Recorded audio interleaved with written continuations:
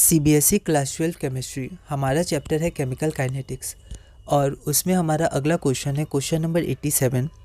With the help of a diagram explain the role of activated complex in a reaction. यह question Delhi 2011 में 2 marks का पूछा गया था। एक बार आप इस क्वेश्चन को ट्राई करिए, फिर हम लोग आगे बढ़ते हैं। तो अब ये जो क्वेश्चन है इसमें आप लैंग्वेज अपनी तरह से मॉडिफाई कर लीजिएगा, है ना। मैंने एक आंसर आपको दिया है, इसमें से अगर आपको कुछ जोड़ना हो, कुछ हटाना हो या अलग लिखना हो, कोई दिक्कत नहीं है। एक जनरल आंसर हम लोग पहले डिस्कस कर लेते हैं। Activated complex is the intermediate compound form by the reactants which is highly unstable and readily changes in product. ठीक है, तो एक्टिवेटेड कॉम्प्लेक्स एक इंटरमीडिएट होता है जो रिएक्टेंट से प्रोडक्ट बनने में बीच में आता है और वो अनस्टेबल होता है और वो टूटकर तुरंत डिकम्पोज होकर प्रोडक्ट बनाता है। ठीक है, when the reactant molecules absorb energy, जब रिएक्टेंट मॉलिक्यूल्स एनर्जी एब्जॉर्ब करते हैं, देयर बॉन्ड्स आर लूजेंट। ठीक है, तो उनके बॉन्ड्स क्या होते हैं, टूटते हैं, क्योंकि जब तक बॉन्ड नहीं टूटेंगे नए बॉन्ड फॉर्म कैसे होंगे। ठीक है, and there is formation of new loose bond. ठीक है, तो सबसे पहले रिएक्टेंट के मॉलिक्यूल्स के बीच में बॉन्ड क्या होता है, वो लूज होता है, मतलब टूटने लगता है। ठीक है, कम होता है। ठीक है, और जो नए बॉन्ड्स उनके बनने होते हैं तो उसके बीच में बॉन्ड धीरे धीरे फॉर्म होता है। ठीक है, न्यू लूज बॉन्ड शुरू में लूज होता है, फिर बाद में कॉम्पैक्ट हो जाता है। तो new loose bond between new product, देखिए देयर बॉन्ड्स आर लूजेंट। किसके बॉन्ड पहले लूज होते हैं, रिएक्टेंट मॉलिक्यूल्स के, and there is formation of new loose bonds between them. ठीक है, तो बिटवीन देम मतलब जो नए हमारे प्रोडक्ट्स बन रहे हैं। ठीक है, तो प्रोडक्ट के बीच में मान लेते हैं आर है, तो आर और आर के बीच में बॉन्ड पहले टूटेंगे रिएक्टेंट के, और जो हमारा प्रोडक्ट बनने वाला है उस प्रोडक्ट के बीच में बॉन्ड फिर फॉर्म होंगे। तो ये अभी लूज़ है फॉर्म होने से पहले। ठीक है, और ये टूटने के बाद लूज़ होंगे। ठीक है, तो आप लैंग्वेज पे थोड़ा ध्यान रखिएगा, है ना, आप चेंज भी कर सकते हैं। This intermediate thus formed is known as activated complex. तो एक्टिवेटेड कॉम्प्लेक्स में हर जगह बॉन्ड एक तरह से टूटे हुए होते हैं, लूज़ होते हैं। ठीक है, and some energy is released when this complex decomposes to form product. तो जब ये कॉम्प्लेक्स अनस्टेबल होता है और प्रोडक्ट स्टेबल होता है ना, तो जब ये टूटते हैं प्रोडक्ट में तो एनर्जी हमारी रिलीज होती है। ठीक है, एग्जाम्पल के लिए H2I2 gives 2Hi hydrogen iodide बनाता है। तो देखते हैं, पहले ये रिएक्टेंट के बीच बॉन्ड थे, तो देखिए ये रिएक्टेंट के बीच बॉन्ड लूज हुए, है ना, इसको लूज होना बोलते हैं, और new loose bonds are form. तो पहले देखिए यहाँ पर कोई बॉन्ड नहीं था H और I के बीच, अब यहाँ धीरे धीरे लूज बॉन्ड बनना स्टार्ट हुए।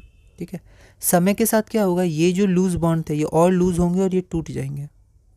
ठीक है, लेकिन ये जो लूज बॉन्ड थे वो और फॉर्म होंगे और ये पूरा बॉन्ड फॉर्म बना देंगे, तो आपका ये प्रोडक्ट बन जाएगा। आप यहाँ पर डायग्राम भी शो, अब जैसे डायग्राम बोला गया तो इसमें, ठीक है, तो एक डायग्राम तो आप ये शो कर सकते हैं, ठीक है, और एक ये शो कर सकते हैं डायग्राम। ठीक है, पोटेंशियल एनर्जी और रिएक्टेंट कोऑर्डिनेट्स। तो पहले मान लेते हैं रिएक्टेंट H2I2 का कुछ एनर्जी होगा। अब एक्टिवेटेड कॉम्प्लेक्स ये हो गया, ठीक है, इसका हाई एनर्जी होता है, इसलिए पोटेंशियल एनर्जी देखिए यहाँ ज़्यादा है, और जब ये टूटते हैं तो एनर्जी रिलीज होता है, तो पोटेंशियल एनर्जी कम होगा, तो प्रोडक्ट आपका बनेगा। ठीक है, प्रोडक्ट का कम होगा रिएक्टेंट से, तभी तो रिएक्टेंट प्रोडक्ट बनाया है ना, क्योंकि वो लेस एनर्जी चाहता है। ठीक है, कोई भी रिएक्टेंट प्रोडक्ट बनाने के लिए प्रोडक्ट बनाता है तो एनर्जी कम होता है। तो ये जो आपका ये एक्टिवेटेड कॉम्प्लेक्स है, आपका जो रिएक्टेंट के बीच में जो आपका गैप है वही एक्टिवेशन एनर्जी होता है। तो रिएक्टेंट मॉलिक्यूल को इतना एनर्जी चाहिए होता है ना, ताकि वो प्रोडक्ट बना सके। तो ये एक्टिवेटेड कॉम्प्लेक्स है, इसको एक्टिवेशन एनर्जी या ये जो है ये थ्रेशोल्ड एनर्जी भी इसको कहा जाता है। ठीक है, और इस गैप को बोला जाता है एक्टिवेशन एनर्जी। तो ये थ्रेशोल्ड है, थ्रेशोल्ड मतलब इसके बाद आपका आगे बढ़ जाएगा रिएक्शन, है ना। अगला क्वेश्चन है question number 88। How does a change in temperature affect the rate of a reaction? How can this effect on the rate constant of a reaction be presented quantitatively? तो जो टेम्परेचर का effect होता है rate constant पे, तो उसको quantitatively measurement के context में कैसे उसको रिप्रेजेंट किया जाता है। यह क्वेश्चन ऑल इंडिया 2014 में 2 मार्क्स का पूछा गया था। एक बार आप इस क्वेश्चन को ट्राई करिए, फिर हम लोग आगे बढ़ते हैं। The rate of the reaction increases with temperature, ये हमने देखा था। The effect of temperature on rate constant can be express quantitatively as temperature coefficient. तो टेम्परेचर कोफिशिएंट की मदद से हम लोग क्वांटिटेटिव रिप्रेजेंटेशन कर सकते हैं। टेम्परेचर कोफिशिएंट होता क्या है, तो the ratio of the rate constant at temperature T+10 to the rate constant at temperature T। ठीक है, तो T+10 पे जो रेट कांस्टेंट होगा और टेम्परेचर T पे जो रेट कांस्टेंट होगा उसको हम लोग रेट टेम्परेचर कोफिशिएंट बोलते हैं, उसका रेशियो है ना।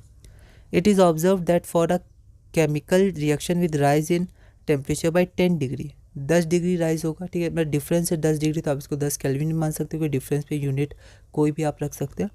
तो 10 का जब चेंज होगा टेम्परेचर में, तो रेट कांस्टेंट लगभग है ना नियरली क्या होता है, डबल हो जाता है। ओके, तो क्वांटिटेटिव मेजरमेंट के लिए टेम्परेचर कोफिशिएंट का यूज़ हम लोग कर सकते हैं। अगला क्वेश्चन है question number 89। The rate of reaction depends upon the temperature and is quantitatively expressed as the Arrhenius equation.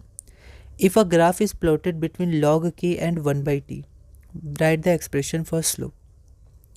CBSE sample question paper 2020 में 2 मार्क्स का पूछा गया था, और पार्ट 2 है if at under different conditions EA1 and EA2 are activation energy of two reactions, ठीक है। 40 kilo joule नहीं है, जूल है, 40 जूल पर मोल और 80 जूल पर मोल, दो रिएक्शन का एक्टिवेशन एनर्जी दिया हुआ है। Which of the two has the larger value of the rate constant, तो दोनों में से larger value of rate constant किसका होगा, ठीक है, ज़्यादा वैल्यू रेट कांस्टेंट का किसका होगा। तो ये question CBSE sample question paper 2020 में 2 मार्क्स का पूछा गया था।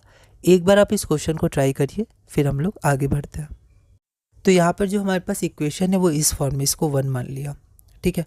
अब हम इसको पहले चेंज करेंगे, क्योंकि log k और 1/t के बीच में एक्सप्रेशन लाना है। तो पहले इस इक्वेशन को क्या करते हैं, logarithm, natural logarithm both side लेंगे, तो ln k is equal to ln e⁻⁻ तो प्रोडक्ट में है, ठीक है। तो यहाँ पर आपका क्या होगा, सम में हो जाएगा, और सम में होने के बाद, ठीक है, ln e⁻, और माइनस है तो माइनस उतर जाएगा, इसलिए यहाँ माइनस आ गया। ln e का वैल्यू 1 होता है, नेचुरल लॉग है, तो आपका ln k हो जाएगा ln a - EA/RT, ठीक है। फिर ये इधर जाएगा तो ln k - ln a, अब माइनस है तो डिवाइड में चेंज हो जाएगा, तो ln k/a is equal to -EA/RT।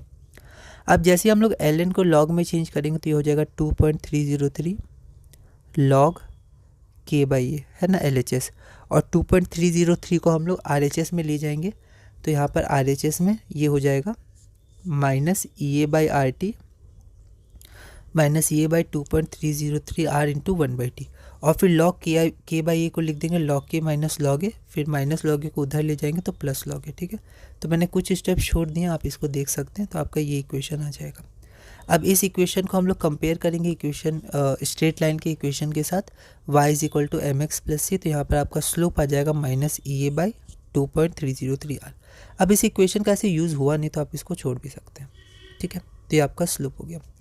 Second part क्या है कि हम लोग, अच्छा यहाँ पर यूज़ हुआ है फ्रॉम 1, है ना, तो इसको मत छोड़िएगा, है ना, इसको लिख लीजिएगा। अगर आपका यूज़ नहीं होता तो आप इसको छोड़ भी सकते थे, ठीक है, या फिर पहले देख ही लीजिएगा कि कहाँ आपका यूज़ हुआ है, उसके बाद ही पीछे आके उसको इक्वेशन 1 या 2 मान लीजिएगा, जैसे मैथ्स में करते हैं। तो हम लोग देख सकते हैं कि इन्वर्सली प्रोपोर्शनल टू E/E है, ठीक है। इसको थोड़ा देखते हैं ध्यान से। अगर हमारा E/E की वैल्यू बढ़ेगी तो ये क्या है, फ्रैक्शन है, तो न्यूमरेटर बढ़ेगा तो फ्रैक्शन बढ़ेगा, और माइनस है तो माइनस में बढ़ेगा, और ये माइनस है तो इसका मतलब है 1/e⁻ EA/RT, ये है ना। तो अगर EA बढ़ेगा तो ये फ्रैक्शन बढ़ा, ये फ्रैक्शन बढ़ा, E क्या होता है, 1 से ज़्यादा होता है, तो डिनोमिनेटर बढ़ेगा। डिनोमिनेटर बढ़ेगा तो आपका ये जो वैल्यू है टोटल, वो वैल्यू घटेगी, और वैल्यू घटेगी और A से इंटू करेंगे कम वैल्यू, तो ये पूरी वैल्यू भी आपकी घटेगी, और ये वैल्यू K के बराबर है ना, तो K भी आपका घटेगा।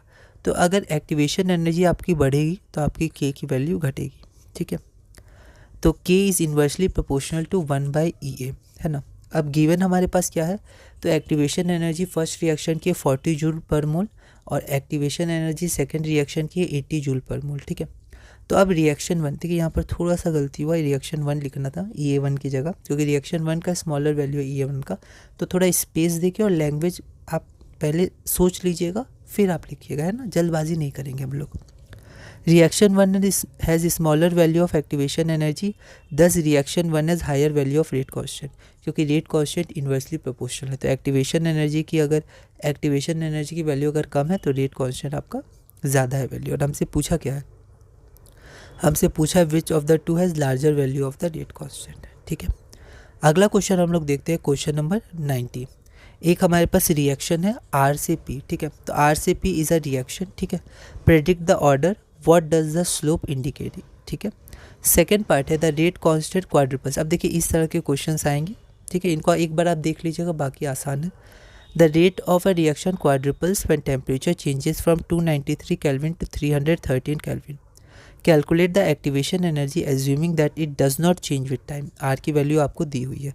तो एक बार आप इस क्वेश्चन को ट्राई करिएगा, अगली वीडियो में हम इसे सॉल्व करेंगे।